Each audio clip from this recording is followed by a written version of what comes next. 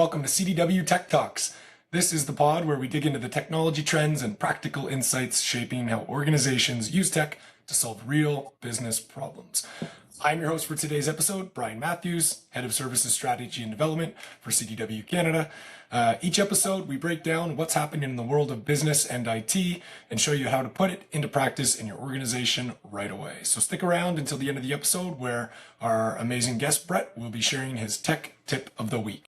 A simple, actionable takeaway you can adopt today. So without further ado, I would like to welcome Brett Hardy. Brett, welcome to the podcast. Why don't you go ahead and introduce yourself to the audience? Yeah, good morning, Brian, and thanks for having me. So Brett Hardy, Head of Modern Workspace Services at CDW Canada.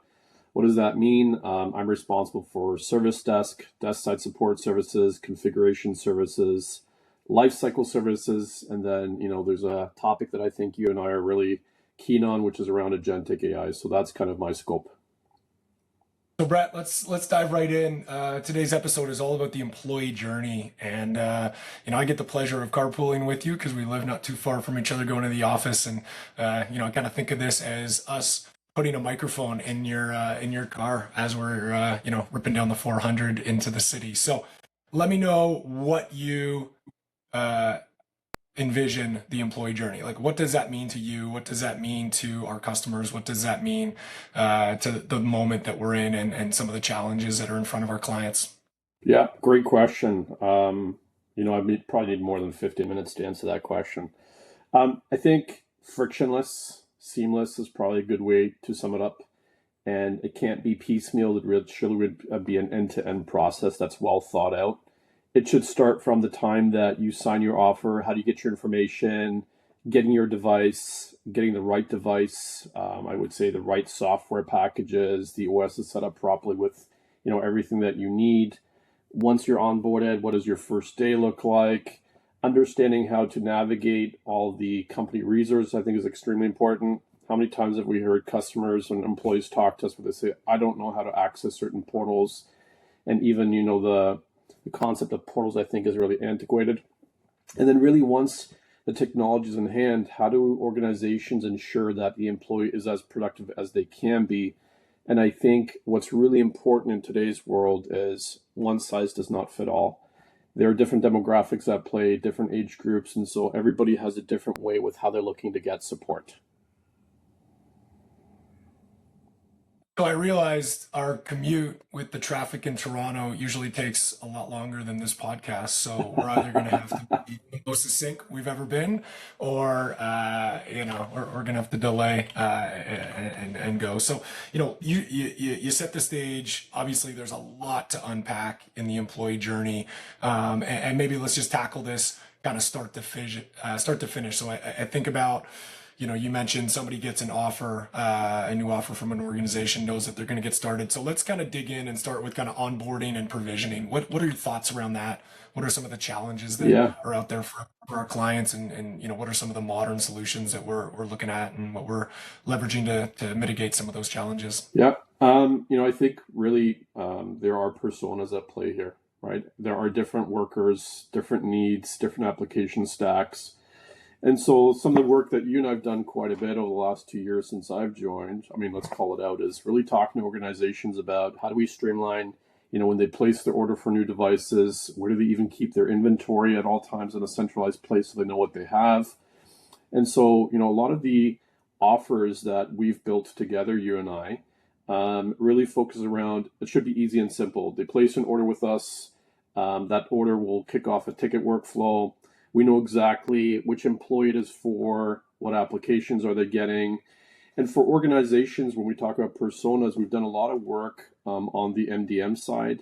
A lot of our clients still have legacy management platforms such as SCCM. That's always an interesting conversation. There's also a lot of hybrid environments at play here. And so I think when we work through that, it's really interesting to help customers think in different ways and break it down into personas. And then really, what does each employee get? And what we do is we build standardized kits. And so now that becomes a run rate service where it just executes, right? You've got, the typical productivity office worker starting. What do they get? What equipment is included in their kit? What type of unboxing instructions do they get? Then we have clients, at the executive level. What does the C-suite get? the developer. There's so many different things at play here. But this is where I said earlier, one size does not fit all. But I think what's really key, Brian, is that we help customers structure around the persona discussion and really breaking it down to how do we make it repeatable and consistent for all those employees and those different demographics. All right, so we have successfully provisioned, we've onboarded, that new hire has their device, they're ramping up, they're going through their onboarding. Let's dig into this kind of the middle section here.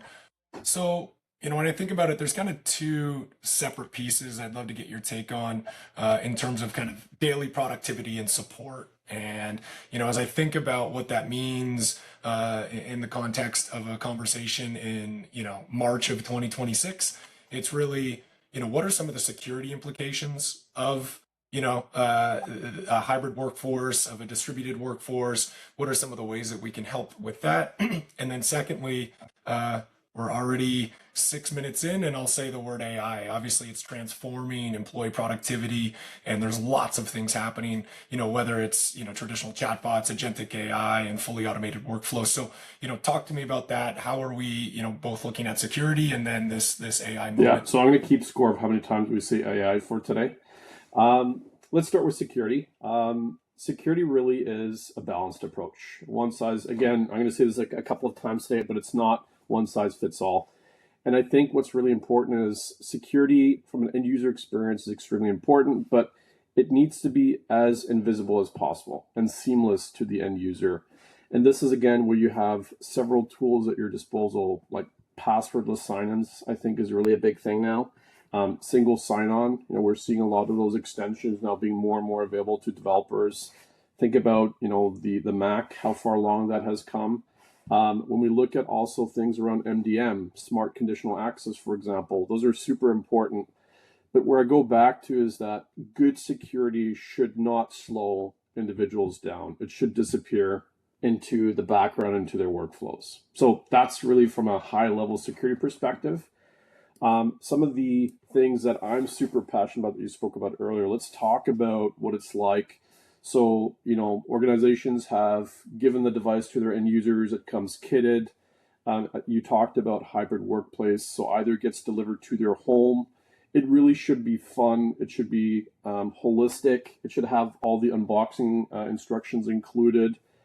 If it's in the office, typically their IT personnel would give that to them, but same experience. Where it gets interesting is when we look at how do employees want support when they run into any challenges or they need help. And so some of the things that, I've worked with organizations in the past with, and you and I have talked a lot about, is how great is it that if you had something available to you that on your first login, something pops up and says, by the way, welcome to the organization. If you need help, here's how you get help. And when you go down to the deep layer of what are the tools that employees most interact with, there's the usual suspects, right? You've got, Outlook, or you've got Mail on the Mac side. You've got Slack. You've got Teams, WebEx chat. And most employees gravitate towards, the chat applications now on the enterprise side. Sure, there's still email, super important, but a lot of it is just really, hey, I've got a quick thing that I got to ask a coworker, or you're collaborating on a document together. Teams is just such an easy way to do that with. So when you think about where do employees go for help, the traditional way of thinking is you've got email, phone, you've got, enterprise chat, for example, where you're actually interacting with a human. And then you have, things where you could log in a portal. And so, when you thought about earlier when I introduced myself, I'm responsible for service desk. But one of the things I think I've told you many times when you and I get into the conversations is I have never, ever called a service desk since I've been with CDW. So you think about that and you say, well, that's a contradicting statement. You would want to consume your own services. But when we define service desk experience for end users, it's no longer just about the traditional channels. It's about looking forward and saying, how do I get support when I want it, in the way I want it, and it's on my time? And so one of the things that we talk to customers all about is taking the AI layer and baking it into the tools that you use every day, right? Think about the narrative that I said about security. It should be seamless and it should just integrate. The same thing applies to AI, for example. And so when you look at our solution that we have internally that we consume for all of our 12,000 global employees, but also what we offer to our customers, really we build a platform way either it integrates into your full ITSM platform. We're very much focused on ServiceNow, but there's many others, right? It's a pretty agnostic solution. So that chat really is AI driven. It looks at the knowledge base articles. It's intuitive. And it does not mean you have to now call someone. It does not mean you have to send an email. And what's really great about it is the AI will use all the things it has at its disposal to help you, but if that is exhausted, you can still interact with the human through chat. You can still then take care of the other ways of requesting support. And what's really interesting is it's on the end user's time. They can get to it when they want, when they have their time, and they're not on hold. It's immediate and it's instant. When you think of your daily lives and when you order pizza or if you're looking to buy something, what do you use? You use an app and you do everything electronic on your time. So really the support should be in the same way consumed. So that's one. And of course we offer the traditional things where I think human to human interaction is so important, right? Having agents that are knowledgeable, friendly, they understand the customer's environment. Of course, that goes without saying. We've got that layer available and we also provide that to customers. What's really cool is, you and I have talked a lot about vending machines, right? How cool is it when you can actually walk up to a smart locker and it's fully integrated into your environment? And, the things that we talk to customers about is how do we cut down on, the tickets that really take up time, but they add no value to a support in person. And that's where we look at things like requesting accessories. You and I have even played around with concepts where they would be hot swap or spare devices. In the past, I've even worked with my team in a previous life where we had looked at a fully integrated locker solution where you would start your employee journey. You could pick the day of your start with the organization. You could pick whatever device was your favorite that was available to you at the time. And then it would automatically update all of your systems in the background. And so when we talk to customers, those are the things we look at. And one of the things I want to go back to is agentic AI is one. So that's what we talked about with the smart chat, the AI, right? But then there's another layer in between, which really underpins the endpoint analytics. And I think that's another interesting one that we're really fully focused on now for 2026 and beyond is how do we help organizations collect data for devices? And that's not about what individuals are doing on their device specifically, what websites. It's more about usage and it's more about how is the device performing. And what's really great with those platforms that we have, and specifically with our analytics service, is we can do pulse surveys. So when you deploy a new device, if you get a new device refreshed, or you just recently had an interaction with one of our support personnel, and you want to just check in and see how things are going, a little pop-up comes up, how's the device performing? We can collect additional data points. That allows us long-term to make better decisions. Then we get into refresh discussions for ourselves because everything I've talked about so far, we consume internally, but then realistically, we want to offer those to our customers. And that's where you can start bringing big data together. And it all ties to one experience point, right? Is how do we take care of the employee? How's the technology seamless? And how do we remove friction? Oh, I'm just putting myself in our commute here. I think we're 4 or 5 80s songs into the commute. This is usually where you look over at me and remember that I may not like 80s music as much as you like 80s music. But we'll keep rolling. Kind of final section here. Device refresh Okay. and offboarding, right? Sounds simple, maybe could be simple, but I think historically is an area that we see clients maybe overlooking or not having a strategic plan and potentially missing out on some value at the kind of back end of the life cycle. So talk to me about that. Talk to me about device refresh and offboarding. Again, that's part of the end-to-end user experience. So as you build the employee journey, I think those are critical points. And whenever you decommission a device and you hand a new device to an end user, it's always a pain point, right? Like my button used to be over there. Why is it over here?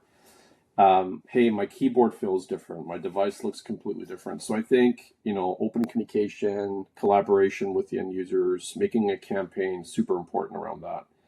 But when you go down to it, we hear pain points all the time.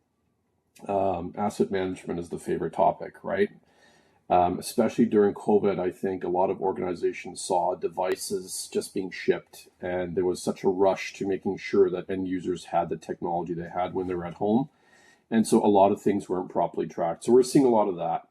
But this is again where, when I look at how we attack analytics and device performance, device telemetry, we now understand what's in the fleet because we see the data points coming in, so we have a way to validate that.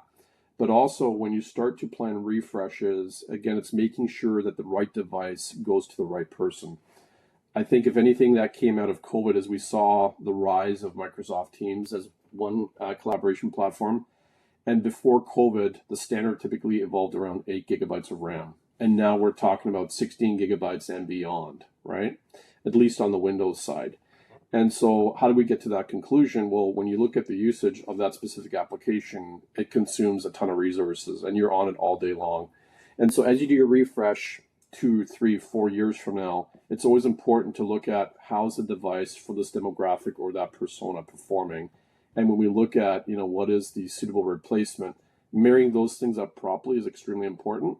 But then having a mechanism that's repeatable, sustainable, and seamless to the end user. If they're working from home, well, how do they get their device into the office? If they're a remote worker, they don't visit any physical buildings.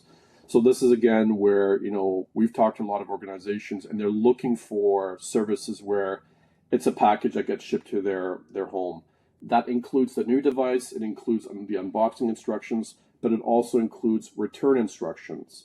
And then again, having a mechanism where an organization that has a large fleet, that has devices floating out in the universe, accounting for all those pieces, making sure that there is a secure process that all the data that remains on the device is wiped.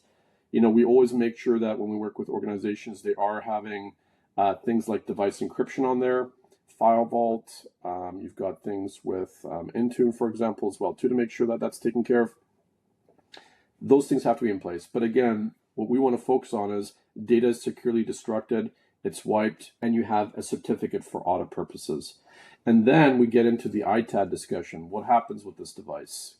Does this device need to be recycled? Does it have residual value? Can we help customers get some money back? Or go back to the previous point that I said, Brian, think about having the proper usage statistics, and you can now marry that up with this device actually still has some life left in it. It could be repurposed for spares, or there is a demographic that does not need the latest and greatest, and we can repurpose that device for those users, right? So there's many different points there, but it has to be well thought out end to end.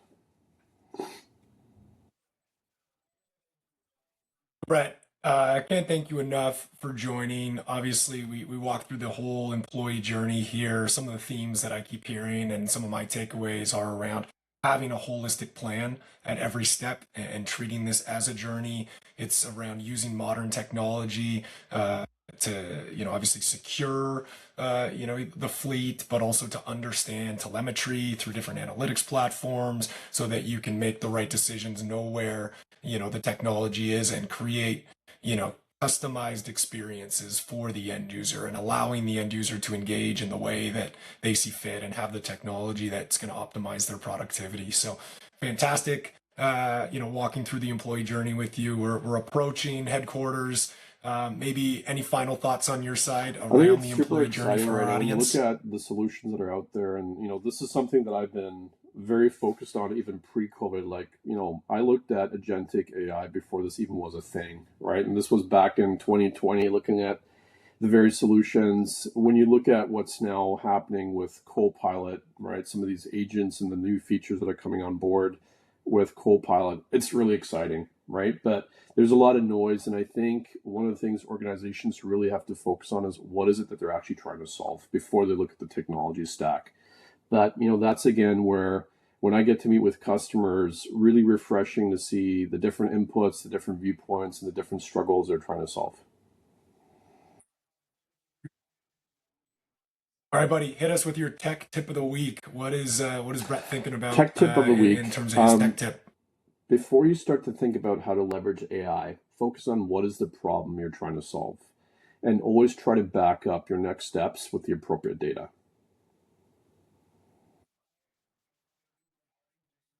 All right. Without further ado, Brett Hardy, thanks for joining the pod. Thanks for having me, And I Brian. hope you have a fantastic day, and we'll chat soon.